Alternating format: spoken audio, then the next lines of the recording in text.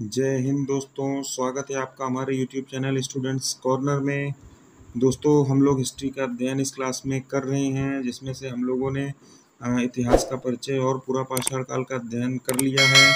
दोस्तों, यह क्लास मध्यकाल से स्टार्ट होगी। अगर आपने इससे पहले की वीडियो नहीं देखे हैं तो आप प्लेलिस्ट में जाके हिस्ट्री फोल्डर में आप उन दोनों वीडियो को देख सकते हैं। फिर यहाँ से कंटिन्यू करिएगा तो आपको अच्छे से समझ में आएगा।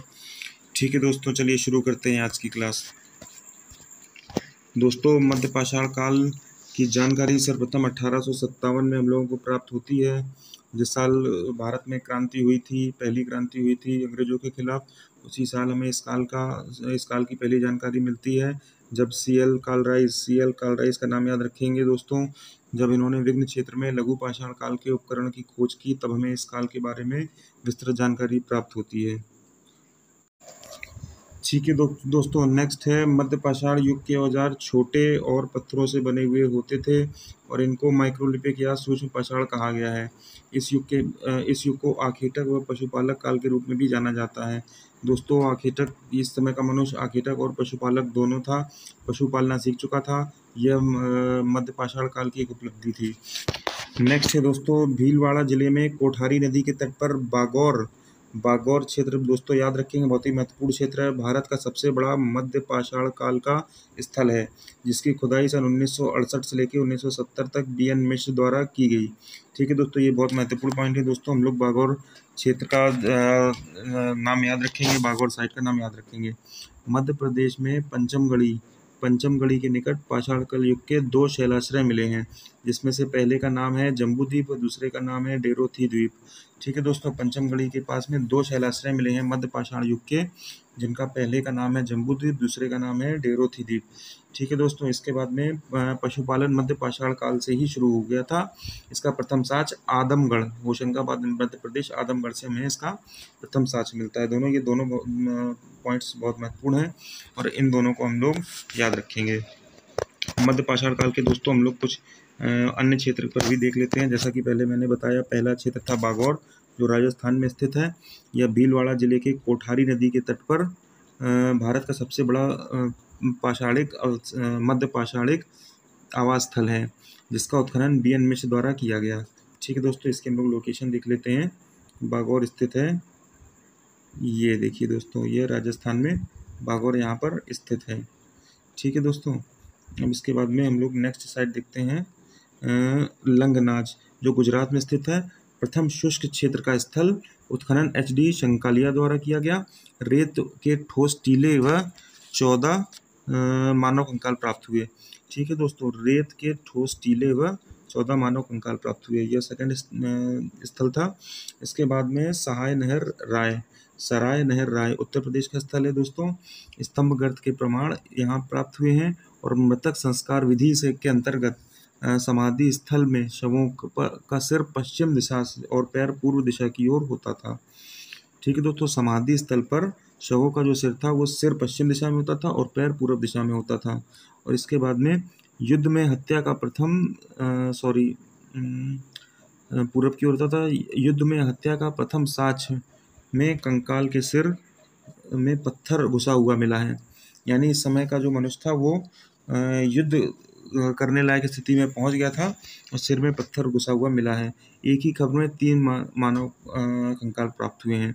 इस विशेष जगह पर एक ही कब्र में 3 मानव कंकाल हमें प्राप्त हुए हैं। ठीक है दोस्तों, इसके बाद में नेक्स्ट है महदहा दोस्तों। यह उत्तर प्रदेश का स्थल है, प्रतापगढ़ जिले के पास में स्थित है। यहाँ पर हड्डी व सीम के उपकरण व आभूषण प्राप्त हुए हैं। युगल समाधान, स्त्री व पुरुष का एक साथ दफनाने का जो समाधान है, युगल समाधान, वो भी यहाँ पे हमें देखने को मिलता है दोस्तों। महत्वपूर्ण साइट है महदहा, यहाँ पर हमें युगल समाधान देखने को मिलता है। इसके बाद में नेक्स्ट है दोस्तों वीरभानपुर, पश्चिम बंगाल की साइट है। बी.बी. लाल द्वारा इसका उत्खनन किया गया और यह आवासीय बस्ती व पत्थर के औजार की निर्माण स्थली के रूप में पहचान इसकी हुई है। ठीक है दोस्तों, किसकी? वीरभानपुर की। नेक्स्ट है दोस्तों आदमगढ़। ठीक है दोस्तों, यह मध्य प्रदेश का क्षेत्र है। यह होशंगाबाद जिले में स्थित है। यह शैलाश्रय समूह के सूक्ष्म पत्थर और औजार प्राप्त हुए हैं। पशुपालन का प्रथम साक्ष्य भी यहीं से प्राप्त हुआ है, आदमगढ़ से। दोस्तों, आदमगढ़ इसीलिए इम्पोर्टेंट हो जाता है क्योंकि यहाँ पे पशुपालन का प्रथम साक्ष्य हमें प्राप्त हुआ है। इसके बाद में नेक्स्ट है दोस्तों पंचमगढ़ी। पंचमगढ़ी भी मध्य प्रदेश का स्थल है। दो प्रसिद्ध शैलाश्रय जम्बू द्वीप और डेरोथी द्वीप दोनों यहाँ से हमें प्राप्त हुए हैं। इसके बाद में नेक्स्ट है दोस्तों जहाली कर्नाटक। ठीक है दोस्तों, रोमन लिपि में डी अक्षर के आकार के तिरछे फलक प्रमाण प्राप्त हुए हैं। नेक्स्ट है दोस्तों टेरी। टेरी तमिलनाडु का स्थल है दोस्तों। प्रशस्त पत्थर उद्योग का कच्चा माल स्फटिक व हल्का भूरा मृग पत्थर प्राप्त हुआ है। ठीक है दोस्तों, ये टेरी तमिलनाडु के स्थल हैं। ये दोस्तों कुछ प्रमुख मध्य पाषाणकालीन स्थल थे जिनका हम लोगों ने अध्ययन किया।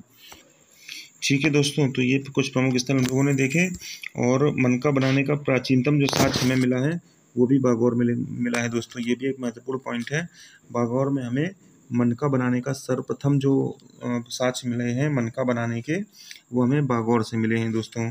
विश्व का प्राचीनतम वृक्षारोपण का जो हमें प्रमाण मिला है वो सांभर झील से मिला है दोस्तों। सांभर राजस्थान की प्रसिद्ध झील है, वहाँ से हमें प्राचीनतम वृक्षारोपण का साक्ष्य मिला है दोस्तों। इसके बाद में विश्व में मिट्टी के बर्तन बनाने का जो प्राचीनतम साक्ष्य हमें प्राप्त हुआ है वो चौपानी मांडो से प्राप्त हुआ है दोस्तों। 41 मानव का गर्त चूल्हे, 41 मानव समाधान और गर्त चूल्हे, ये दोस्तों हमें दमदमा से प्राप्त हुआ है। ठीक है दोस्तों, एक ही कव में त्रिमानव समाधि के साथ जो है वो मगधा से प्राप्त हुए दोस्तों, जैसा कि हम लोगों ने अभी देखा। प्रथम मानव अस्थिपंजर के अवशेष दोस्तों नाहर राय से प्राप्त हुए हैं दोस्तों। मानव सराय नहर राय से हमें प्रथम मानव अस्थिपंजर के अवशेष प्राप्त हुए हैं। जो प्रथम मानव अवशेष है मध्य पाषाण काल का, वह हमें सराय नाहर राय से प्राप्त हुआ है। ठीक है दोस्तों, मध्य पाषाण काल में कुत्ते का जो हमें साक्ष्य प्राप्त हुआ है वो मगधा और आदमगढ़ और बागौर से प्राप्त हुआ है। आदमगढ़ और बागौर राजस्थान, आदमगढ़ मध्य प्रदेश से हमें मध्य पाषाण काल में कुत्ते पालने का जो साक्ष्य प्राप्त हुआ है वो प्रथम साक्ष्य यहीं से प्राप्त हुआ है दोस्तों। OCP गौरिक मध्यभांड पात्र जो होते हैं वह यह संस्कृति यमुना और गंगा द्वाब क्षेत्र से प्रारंभ हुई। यह संस्कृति गंगा और यमुना द्वाब क्षेत्र से प्रारंभ हुई। विशिष्ट मध्यभांड के जो साक्ष्य हैं वो हस्तिनापुर व अतरंजी खेड़ा से हमें प्राप्त हुए मिलते हैं। ठीक है दोस्तों, ये था हमारा मध्य पाषाण काल की कुछ प्रमुख स्थल और उसके बारे में थोड़ी सी जानकारी, कुछ प्रमुख जानकारी। ठीक है दोस्तों, अब हम लोग नेक्स्ट स्टार्ट करेंगे नव पाषाण काल। दोस्तों हम लोगों ने पूरा पाषाण काल देख लिया और मध्य पाषाण काल देख लिया। अब इसका जो अंतिम चरण है प्रागैतिहासिक काल का, नव पाषाण है, इसके बाद में ताम्र पाषाण काल है। ठीक है दोस्तों, तो नव पाषाण काल यूनानी भाषा में नियो शब्द का, क्योंकि इसे नियोलिथिक भी कहते हैं, तो नियो शब्द का जो अर्थ होता है वो नवीन शब्द होता है, नियो शब्द का अर्थ, इसलिए इसे नव पाषाण काल कहते हैं या नियोलिथिक कहते हैं। भारत में नव पाषाण काल से संबद्ध पुरातात्विक खोज का प्रारंभ करने का श्रेय डॉक्टर प्राइमरोज को जाता है, जिन्होंने 1842 में कर्नाटक में सुगूर नामक स्थल में दक्षिण भारत का प्रथम पॉलिशदार कुल्हाड़ी के उपकरण खोजे गए थे। इससे पहले दोस्तों जो भी हम लोगों को औजार या हथियार प्राप्त हुए थे उनमें पॉलिश नहीं की थी, लेकिन ये बहुत ही छोटे और पॉलिशदार हथियार थे, जिससे यह लगाया गया कार्बन डेटिंग में पाया गया कि यह उससे अगली संस्कृति के थे, जिन्हें नव पाषाण काल का नाम दिया गया, नियोलिथिक का नाम दिया गया। ठीक है दोस्तों, इसके बाद में सर्वप्रथम 1860 ईस्वी में ले मेसूरियर ने उस काल का प्रथम प्रस्तर उपकरण उत्तर प्रदेश के लेंस नदी घाटी से प्राप्त किए थे। ये भी एक महत्वपूर्ण पॉइंट है दोस्तों। इसके बाद में दोस्तों नेक्स्ट है हमारा पॉइंट नवपाषाण युगीन प्राचीन बस्ती पाकिस्तान में स्थित बलूचिस्तान प्रांत के मेहरगढ़ में है। नवपाषाण काल में जो युगीन प्राचीनतम जो बस्ती है वो मेहरगढ़ में है। मेहरगढ़ में कृषि के भी साक्ष्य दोस्तों प्राप्त हुए हैं। ठीक है दोस्तों, हम लोगों ने नवपाषाण काल के कुछ पॉइंट्स देखे, प्राचीनतम साक्ष्य मिले हैं, जो प्रथम खाद्य उत्पादक संज्ञा प्रदान की गई है दोस्तों। जो नवपाषाण काल है उसके मनुष्य को प्रथम खाद्य उत्पादक की संज्ञा दी गई है दोस्तों। इस युग में लोग पॉलिशदार पत्थर और औजार हथियारों का प्रयोग करने लगे थे। बुर्जहोम जिसका अर्थ ब्रज व्रज का स्थान है, बुर्जहोम जिसका अर्थ भुर्ज व्रज का स्थान है, बुर्जहोम से प्राप्त कब्रों में पालतू कुत्तों को मालिक के साथ दफनाया जाता था। ठीक है दोस्तों, बुर्जहोम में पालतू कुत्तों को मालिक के साथ दफनाया जाता था। बुरज़ुम दोस्तों कहाँ है? बुरज़ुम जम्मू एंड कश्मीर में स्थित है। ठीक है दोस्तों, यह प्रथा भारत में किसी भी भाग में देखने को नहीं मिलती है नवीन पाषाण काल से पहले। यह प्रथा सिर्फ नवीन पाषाण काल में ही देखने को मिली है। और इसके बाद में चिनराद बिहार प्रांत में चिनराद नामक स्थान पर नवपाषाणकालीन पुरास्थल एकमात्र ऐसा पुरास्थल है जहाँ प्रचुर मात्रा में हड्डियों के उपकरण पाए गए हैं। अधिक मात्रा में हड्डियों के उपकरण पाए गए हैं जो प्रमुख रूप से हिरण की सींगों का है और इसका उपकरण ताम्र पाषाणकालिक अवस्था के प्रतीत होते हैं। ये उपकरण ताम्र पाषाणकालिक अवस्था के प्रतीत होते हैं, मतलब इतने एडवांस्ड हैं। इसके बाद में दोस्तों इलाहाबाद में स्थित कोल्डीवा विशेष पॉइंट है दोस्तों, एकमात्र ऐसा नवपाषाणिक पुरास्थल है जहाँ से चावल और धान के प्राचीनतम साक्ष्य प्राप्त किए गए हैं। दोस्तों यहाँ से चावल और धान के सबसे प्राचीन साक्ष्य जो हमें प्राप्त हुए हैं अभी तक, वो कोल्डीवा से ही प्राप्त हुए हैं जो इलाहाबाद के पास स्थित है। ठीक है दोस्तों, इसके बाद में नवपाषाण युग के निवासी सबसे पुराने कृषक समुदाय थे। नवपाषाण युग के निवासी सबसे पुराने कृषक समुदाय थे। ये लोग स्थायी घर बनाकर रहने लगे थे। अभी दोस्तों यहाँ की सभ्यता ग्रामीण थी, नगरीय नहीं हुई थी, लेकिन ये लोग निवास बना के एक साथ रहते थे, जैसे आप ग्राम की संज्ञा दे सकते हैं। इसके बाद में कुंभकारी सर्वप्रथम इसी काल में दृष्टिकोण होती है। जो कुंभकारी प्रथा है सर्वप्रथम इसी काल में दृष्टिकोण होती है। पहिए व कृषि का आविष्कार नवपाषाण काल को ही माना जाता है कि पहिए और कृषि का जो आविष्कार हुआ वो नवपाषाण काल में ही हुआ था। ठीक है दोस्तों, आइए देखते हैं एक नियोलिथिक शब्द का प्रयोग जो इसके लिए किया जाता है उस पर थोड़ा सा नज़र डालते हैं। यह सर्वप्रथम सर जॉन लुबार्क ने 1865 में अपनी पुस्तक प्री हिस्टोरिक टाइम्स में किया था। इस शब्द का प्रयोग इस युग को बताने के लिए किया गया था, मतलब नवपाषाण युग को बताने के लिए किया गया था, जिस युग में पत्थर के उपकरण अधिक कुशलता और अधिक रूपों में बनाए गए और इसमें पॉलिश भी की गई। मतलब इस नवपाषाण युग में यही है कि अधिक कुशलता से औजारों को बनाया गया और इसमें पॉलिश भी की गई। ठीक है दोस्तों, तो ये हम लोगों ने न्यूलिथिक शब्द का अर्थ भी देख लिया। इसके बाद में कुछ इंपॉर्टेंट फैक्ट्स और हैं दोस्तों इनसे रिलेटेड।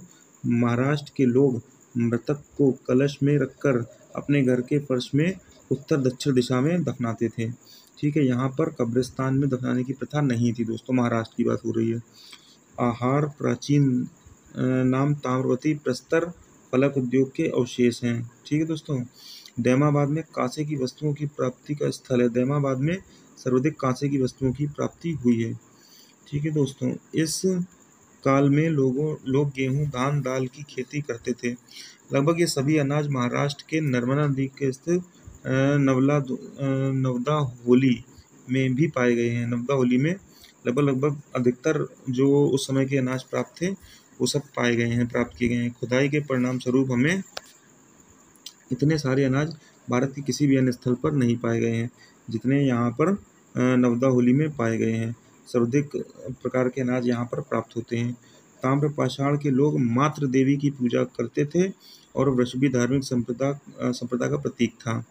और ताम्रपाषाण युग के लोग लिखने की कला नहीं जानते थे। लिखने की कला दोस्तों यहाँ तक अभी चलित नहीं थी और ना ही वे नगरों में रहते थे। ये सिर्फ एक ग्रामीण प्रकार की संस्कृति थी। सर्वप्रथम चित्रित मृदभांडों के अवशेष ताम्रपाषाण काल में ही प्राप्त होते हैं। इस काल के लोगों ने सर्वप्रथम भारतीय प्रायद्वीप के बड़े बड़े गांवों की स्थापना की थी। ठीक है दोस्तों, ये ताम्रपाषाण युग की बात होगी जिसे हमें जो हमारा अगला टॉपिक रहेगा। इस समय शवों के संस्कार हेतु घरों के भीतर ही शवादान किया जाता था, शवों को दफना दिया जाता था। ठीक है दोस्तों, आइए हम लोग देखते हैं नवपाषाण से रिलेटेड कुछ प्रमुख स्थल। दोस्तों सर्वप्रथम है मेहरगढ़ जो बलूचिस्तान पाकिस्तान में स्थित है।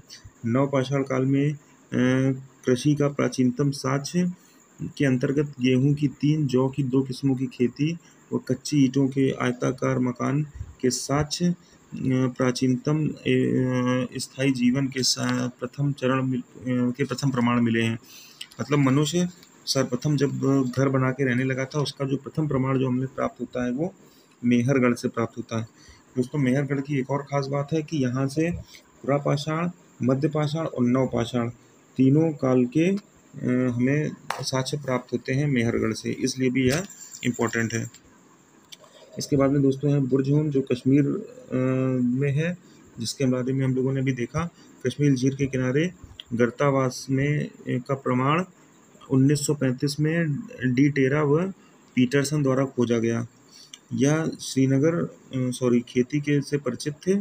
यह कब्रों के पालतू कुत्तों को भी मालिकों के साथ शवों के साथ दफना देते थे। ठीक है दोस्तों। इसके बाद में है गुफक राल। यह कश्मीर में ही है। यह श्रीनगर से 41 किलोमीटर दूर दक्षिण पश्चिम में स्थित कृषि व पशुपालन के साक्ष्य मिले हैं। यहाँ से कृषि व पशुपालन के साक्ष्य मिले हैं। हड्डी के औजार व दूसर मृत भांडों का प्रमाण भी यहाँ से मिला है। और इसके बाद में लिसब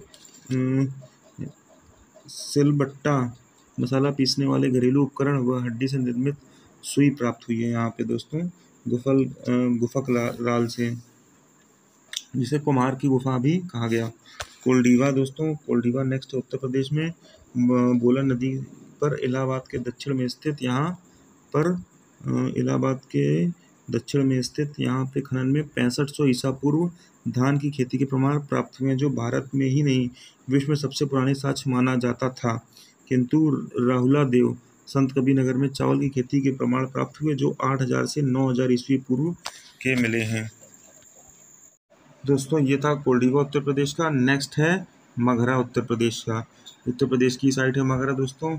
यहाँ गंगा नदी के दक्षिण में विघ्न क्षेत्र के उत्खनन में गोलाकार झोपड़ियों के प्रमाण हमें प्राप्त हुए हैं दोस्तों। गोलाकार झोपड़ियों के प्रमाण प्राप्त हुए हैं, जो यहाँ से दोस्तों जौ की खेती और पशु बाड़ा के भी साक्ष्य प्राप्त हुए हैं। पशुओं के एकत्र करने की जगह के साक्ष्य भी यहाँ से हमें प्राप्त हुए हैं दोस्तों। इसके बाद में नेक्स्ट है चौपानी मांडो। यह भी दोस्तों उत्तर प्रदेश की साइट है और यह प्रमुख साइटों में से एक है। यहाँ पर भी मधुमक्खी के छत्ते जैसी झोपड़ियों और ज्यामितीय आकार के सूक्ष्म पाषाण व हस्त निर्मित मृदभांड के प्रमाण प्राप्त हुए हैं। विश्व में जो प्राचीनतम मृदभांड के साक्ष्य हैं वो हमें चौपानी मांडो से ही प्राप्त होते हैं दोस्तों, इसीलिए ये साइट इम्पोर्टेंट हो जाती है। नेक्स्ट है दोस्तों चिरांद, बिहार में है। यह सारण जिले में स्थित है। नवपाषाण कालीन एकमात्र स्थल है जहाँ प्रचुर मात्रा में हड्डियों के उपकरण हमें प्राप्त हुए हैं दोस्तों। हड्डियों के उपकरण यहाँ से हमें प्राप्त हुए हैं चिरांद से दोस्तों। और जो हमें मिले हैं वो उनमें से अधिकतर हिरण की सींगों से निर्मित हैं। ठीक है दोस्तों। इसके बाद में नेक्स्ट है दोस्तों दावोजली हांडिंग। यह असम में है और इसमें कृषि व पशुपालन के हमें प्रमाण मिले हैं दोस्तों। नेक्स्ट साइट है दोस्तों सारूतारू, ये भी असम में ही है। गुवाहाटी के निकट खनन करने में आदिम कुल्हाड़ियाँ और अंकित मृदभांड यहाँ से हमें प्राप्त हुए हैं दोस्तों। नेक्स्ट है दोस्तों संगन कल्लू, कर्नाटक, मैसूर के निकट है दोस्तों। बेल्लारी जिले में स्थित है और यहाँ से राख के टीले हमें प्राप्त हुए हैं, जो टीले मवेशी बाड़ों के स्थल थे। ठीक है दोस्तों। इसके बाद में है पिकली हल, कर्नाटक। दोस्तों नवपाषाण युगीन निवासी पशुपालक थे। ये गाय, बैल, बकरी, भेड़ और ये सब पशुओं को पालते थे। यहाँ से राख का ढेर व निवास स्थल दोनों मिले हैं दोस्तों। ये कुछ प्रमुख साइट्स थी दोस्तों नवपाषाण कालीन युग की। इसके बाद में दोस्तों हम लोग ताम्रपाषाण युग का अध्ययन करेंगे। ठीक है दोस्तों, हम लोग स्टार्ट करते हैं यहाँ से ताम्रपाषाण कालीन युग। दोस्तों जिस काल में मनुष्य पत्थर और तांबे के औजारों का साथ साथ प्रयोग करता था, उस काल को ताम्रपाषाण काल कहते हैं दोस्तों। इसे ताम्रपाषाण काल भी कहा जाता है। सर्वप्रथम जिस धातु का प्रयोग किया गया औजारों के लिए वह तांबा ही था दोस्तों। और ऐसा माना जाता है कि तांबे का सर्वप्रथम प्रयोग 5000 ईसा पूर्व से किया जा रहा है, जिसका प्रमाण अतिरंपकम मद्रास से हमें प्राप्त होता है, जहाँ तांबे की हमें कुल्हाड़ी प्राप्त हुई है दोस्तों। ठीक है। इसके बाद में जो ताम्रपाषाण कालीन सभ्यता जो है दोस्तों, यह नवपाषाण युग के बाद की और हड़प्पा सिविलाइजेशन से जस्ट पहले की सभ्यता है। ये दोनों सभ्यताओं के बीच का इंटरलिंक है दोस्तों। ठीक है। अब इसके बाद में ताम्रपाषाण युगीन मानव ने भारत में सर्वप्रथम बार ग्रामीण सभ्यता की स्थापना की। जो ताम्रपाषाण कालीन युग है यह ग्रामीण थी, यही डेवलप होकर के आगे नगरीय व्यवस्था में परिवर्तित हो गई दोस्तों। ताम्रपाषाण युग के लोग लिखने की कला नहीं जानते थे दोस्तों, और ना ही नगरों में रहते थे, जबकि कांस्य युग के लोग नगरवासी हो गए थे, जो हड़प्पा सिविलाइजेशन के लोग थे। तकनीकी दृष्टि से ताम्रपाषाण अवस्था हड़प्पा की कांस्य युगीन संस्कृति से पहले की है, जैसा कि मैंने आपको बताया दोस्तों। इसके बाद में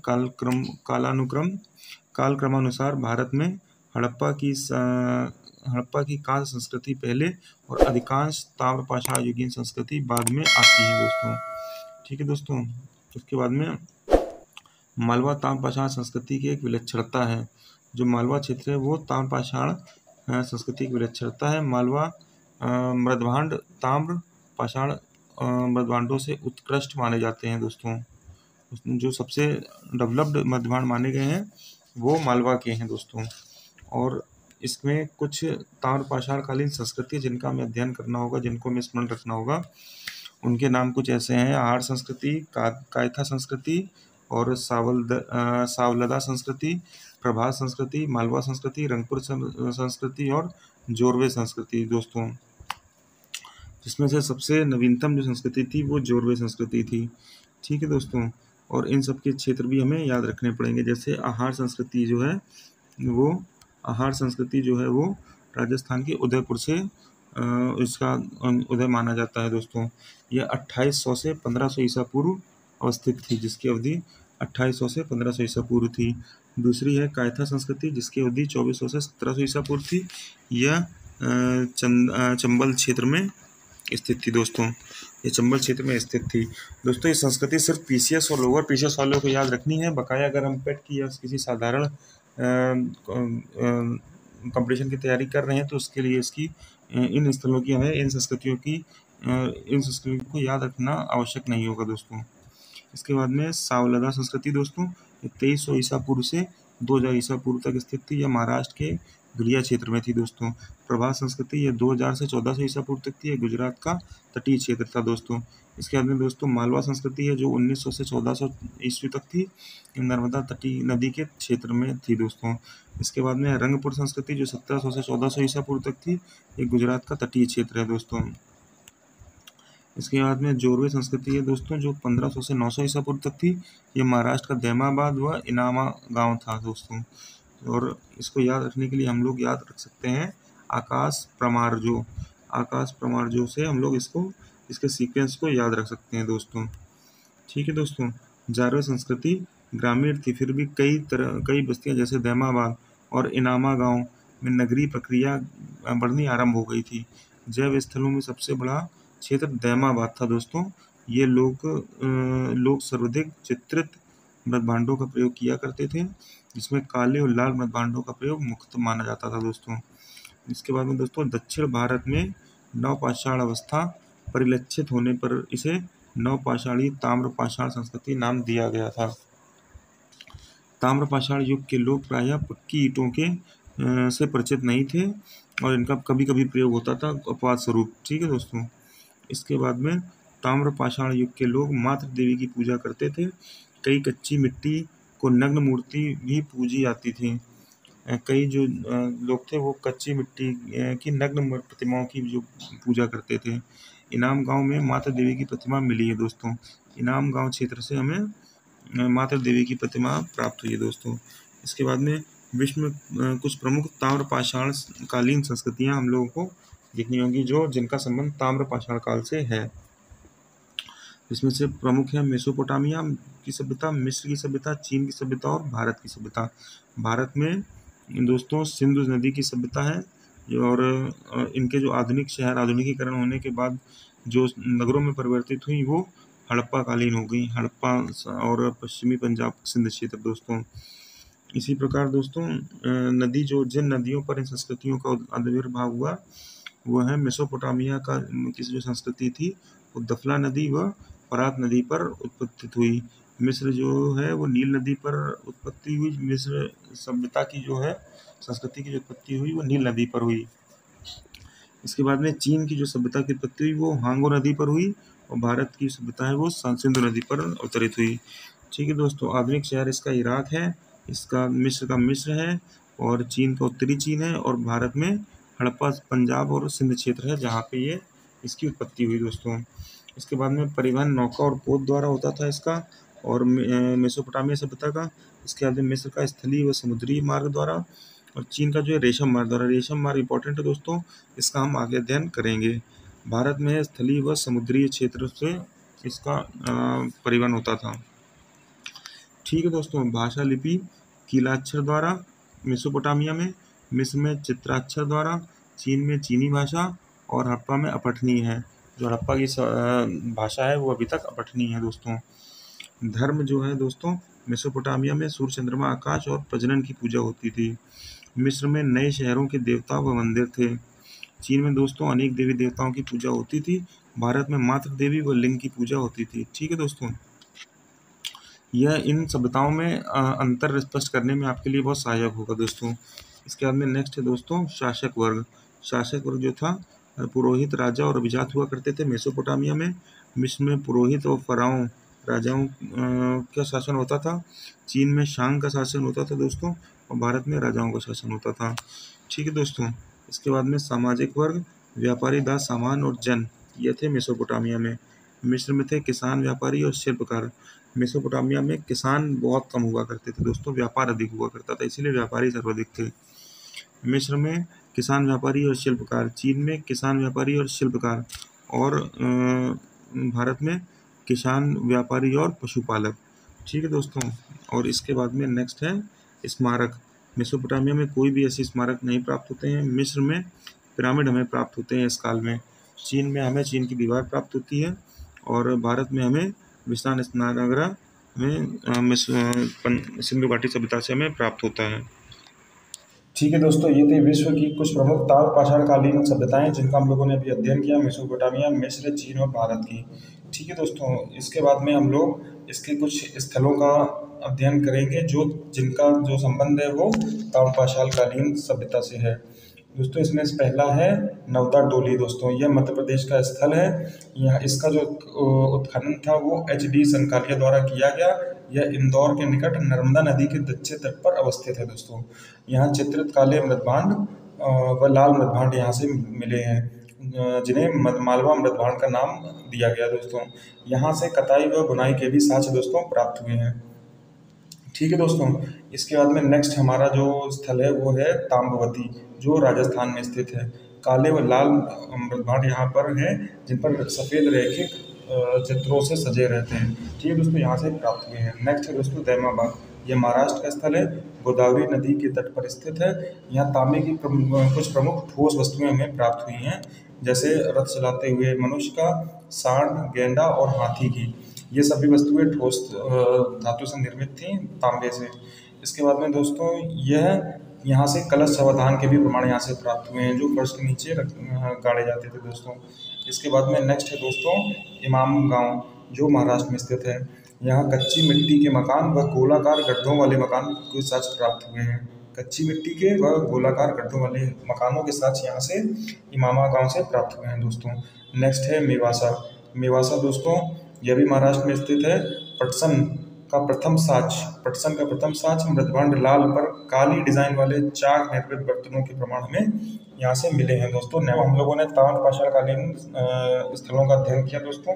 इसके बाद में नेक्स्ट हम लोग देखते हैं देश में चावल की खेती का प्रमाण हमें जहाँ से प्राप्त हुआ है। भारत में चावल की खेती बहुत पहले ही शुरू हो गई थी। प्राचीन मिस्र सिंधु घाटी सभ्यता के स्थानों पर शोध के बाद पता चला है कि देश की मुख्य फसलों की पैदावार चीन के साथ ही शुरू हो गई थी। चीन के साथ ही देश में भी पैदावार शुरू हो गई थी। शोध में इस तथ्य की पुष्टि हुई है कि सिंधु घाटी के लोग दोनों मौसम में जटिल फसलों को पैदावार करते थे। गर्मियों में यहाँ चावल, बाजरा, सेम पैदा की जाती थी, व सर्दियों में गेहूं, जौ, दालों का उत्पादन होता था दोस्तों। दोनों फसलों के लिए पानी की अलग अलग मात्राओं की आवश्यकता होती है। शोध के अनुसार क्षेत्रीय कृषकों का एक नेटवर्क प्राचीन सिंधु घाटी सभ्यता के बाजारों में मिश्रित उपज की आपूर्ति करता था। कांस्य युग के दौरान यह सभ्यता पाकिस्तान से लेकर भारत के उत्तर पश्चिम क्षेत्र तक फैली हुई थी। गंगा के मध्य तराई क्षेत्र में लेहुरा देव जो संत कबीर नगर में आता है दोस्तों, चावल के प्रयोग के प्रमाण मिले हैं, जो 8000 ईसा पूर्व से 9000 ईसा पूर्व पुराने दोस्तों माने जाते हैं। ठीक है दोस्तों, ये सबसे पुराना साक्ष्य है जहाँ से प्राप्त हुआ, लेवरादेव से, जो संत कबीर नगर उत्तर प्रदेश में है दोस्तों। इसके बाद में दोस्तों नेक्स्ट है 2000 ईसा पूर्व में चीन में यह विधि भारत आई। 2000 ईसा पूर्व से चीन में यह विधि भारत आई। उत्तर प्रदेश में बनारस हिंदू विश्वविद्यालय और ब्रिटेन के ऑक्सफोर्ड विश्वविद्यालय के शोधार्थियों को 430 वर्ष पहले दक्षिण एशिया में इस फसल के पहुंचने के प्रमाण मिले हैं। ब्रिटेन के कैम्ब्रिज विश्वविद्यालय में जेनिफर बेट्स के पूरी तरह से प्राचीन दक्षिण एशिया में के अलग प्रक्रिया के अंतर्गत खेती के प्रमाण मिले हैं। गंतव्य की कृषि का प्राचीनतम साक्ष्य स्थल मेहरगढ़ पाकिस्तान था जहाँ 7000 वर्ष पूर्व गेहूं के साक्ष्य मिले थे, जबकि चावल का जो साक्ष्य है वो कोल्डिवा इलाहाबाद नदी के स्थित है, जहाँ पर 6500 ईसा पूर्व चावल की खेती के साक्ष्य मिले थे, चावल के साक्ष्य मिले थे दोस्तों। लेकिन यह पहले था, नए शोध के अनुसार नया जो स्थल है वो कोल्डिवा है, जिसमें नवीनतम जिसमें सबसे पुराने साक्ष्य मिले हैं दोस्तों। सॉरी, लेवरादेव है जिसको संत कबीर नगर में है, इसमें सबसे पुराने साक्ष्य हमें चावल की खेती के मिले हैं। ठीक है दोस्तों, यह रहा चावल पर कुछ तथ्य दोस्तों। इसके बाद में हम लोगों का जो नेक्स्ट टॉपिक है वो है महापाषाण काल दोस्तों। ठीक है, मेगालिथ जिसे महापाषाण को मेगालिथ शब्द से भी संबोधित किया जाता है दोस्तों, और यह सिर्फ दक्षिण भारत की संस्कृति के लिए इसका प्रयोग होता है दोस्तों।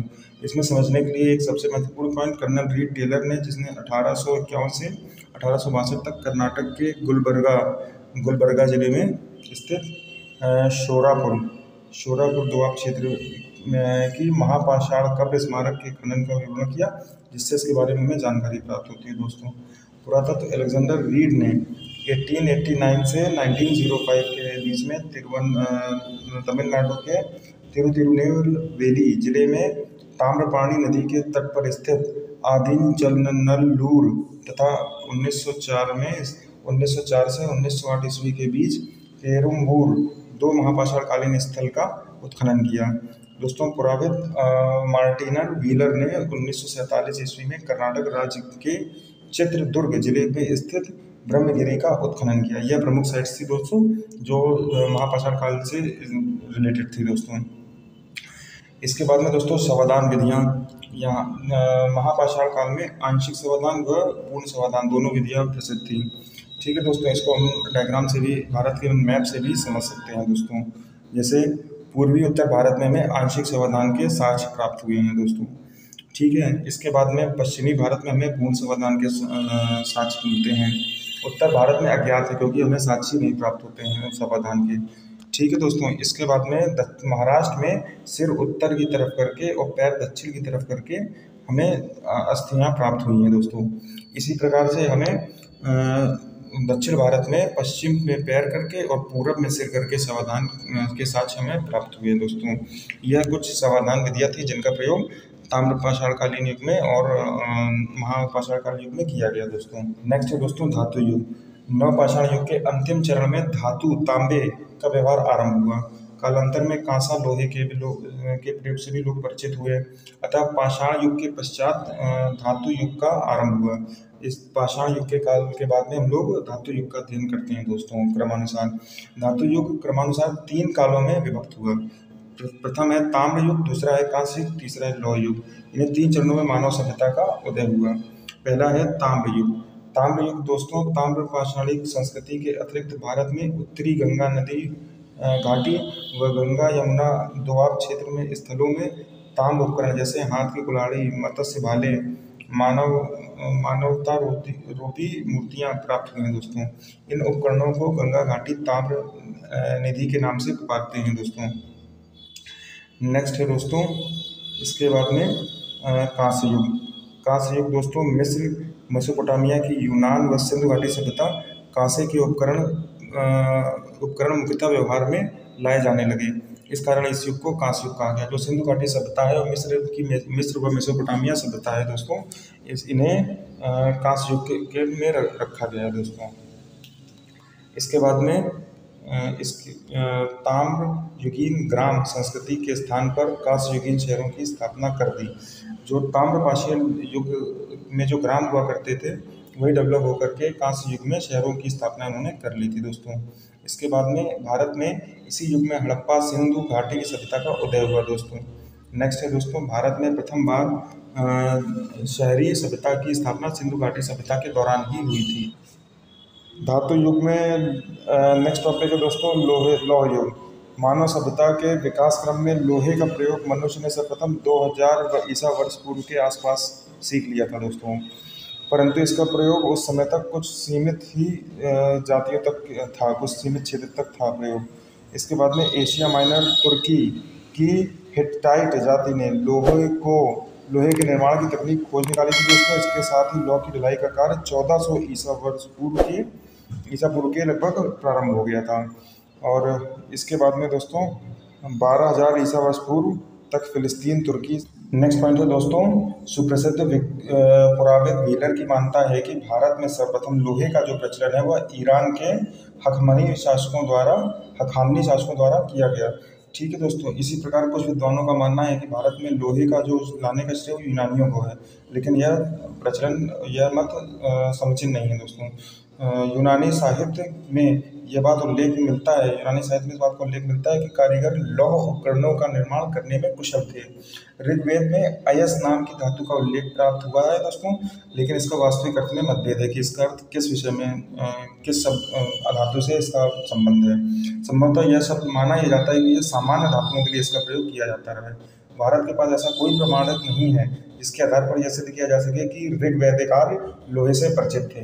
सर्वप्रथम उत्तर वैदिक काल 1000 से 600 ईसा पूर्व में के ग्रंथों में हमें इस धातु के स्पष्ट संकेत प्राप्त होते हैं दोस्तों। अथर्ववेद में लोहायस तथा श्याम अयस शब्द मिलते हैं। विद्वानों ने लौह अयस को तांबे तथा श्याम अयस को लोहे के अर्थ में ग्रहण किया है दोस्तों। ये रहे। इसके बाद में इस प्रकार अथर्ववेद में उल्लेखित श्याम अयस के तात्पर्य लौह धातु से ही है। इसके बाद अयस शब्द लोहे का पर्याय बन गया। ठीक है दोस्तों, काठक संहिता में 24 बैलों द्वारा खींचे जाने वाले भारी हलों का उल्लेख मिलता है। यह अवश्य लोहे की फाल लगाई गई होगी इसमें, क्योंकि और किसी धातु के लिए 24 बैलों द्वारा खींचे गए हल को चला पाना और किसी धातु में सक्षम नहीं है दोस्तों। अथर्ववेद भी लोहे से बने हुए फाल का उल्लेख करता है। अथर्ववेद में भी यह उल्लेख मिलता है कि लोहे से बना हुआ फाल हलों में लगाया जाता था। इस प्रकार साहित्य प्रमाणों के आधार पर यह निष्कर्ष निकाला गया कि 8वीं सदी में मतलब 8 सदी ईसा पूर्व में भारतीयों को लोहे का ज्ञान प्राप्त हो चुका था दोस्तों। यह हम सर्वमान्य मानता है। सामान्यतः यह माना जाता है कि भारत में आर्यों के आगमन के साथ ही लोहे का प्रचलन आरंभ हो गया था दोस्तों। ठीक है, विश्व के संदर्भ में लौह युग लगभग 1300 ईसा पूर्व से आरंभ हुआ। भारत में लोहे का साक्ष्य 1000 ईसा पूर्व के आसपास एटा जिले के अतरंजी खेड़ा में दोस्तों प्राप्त हुए हैं सर्वप्रथम साक्ष्य। लोहे का सर्वप्रथम साक्ष्य भारत में अतरंजी खेड़ा में एटा जिले में प्राप्त हुआ दोस्तों, यूपी का एक जिला है।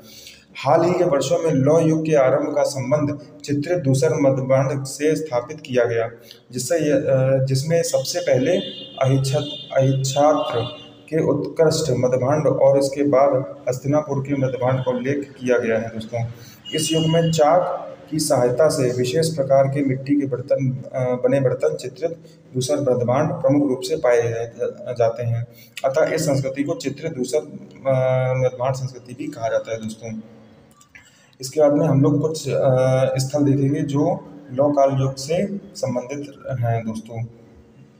मृदभांड पर दोस्तों एक नज़र डाल लेते हैं। मृदभांड का अर्थ मिट्टी के बर्तन से होता है दोस्तों। मृदभांड संस्कृति का नामकरण बर्तन की विशिष्टता दर्शाने वाले तत्वों, रंग, चित्र और चमक। रंग दोस्तों लाल और काला और साधारण हो सकता है दोस्तों। चित्र पर चित्रित और बिना अनचित्रित हो सकता है। चमक चमकीला और बिना चमकीला हो सकता है दोस्तों। इसके आधार पर इसका वर्गीकरण किया जाता है और यह संस्कृति की मुख्य पहचान होती है। यही तत्व उस संस्कृति की मुख्य पहचान होती है। और चौपानी मांडो इलाहाबाद उत्तर प्रदेश में विश्व में मृदभांड के प्रयोग के सबसे पुराने साक्ष्य मिले हैं दोस्तों। विश्व का जो प्राचीनतम मृदभांड प्राप्त हुआ है हमें वो चौपानी इलाहाबाद से दोस्तों प्राप्त हुआ है। इसके बाद में दोस्तों लौह काल का जो विभाजन है वो 3 चरणों में किया गया है। प्रथम चरण है 1300 एक सेकेंड 1300 से 1000 ईसा पूर्व में अत्यंत सीमित क्षेत्र में इराक, बलूचिस्तान, पाकिस्तान, हल्लूर, कर्नाटक, भारत के क्षेत्र में सिर्फ जानकारी थी कुछ ही क्षेत्रों में। द्वितीय चरण 1000 से 800 ईसा पूर्व संपूर्ण गंगा क्षेत्र, कर्नाटक, केवली और भारत के कुछ अन्य हिस्सों में इसकी जानकारी लोहे के लौहयस की हो चुकी थी दोस्तों।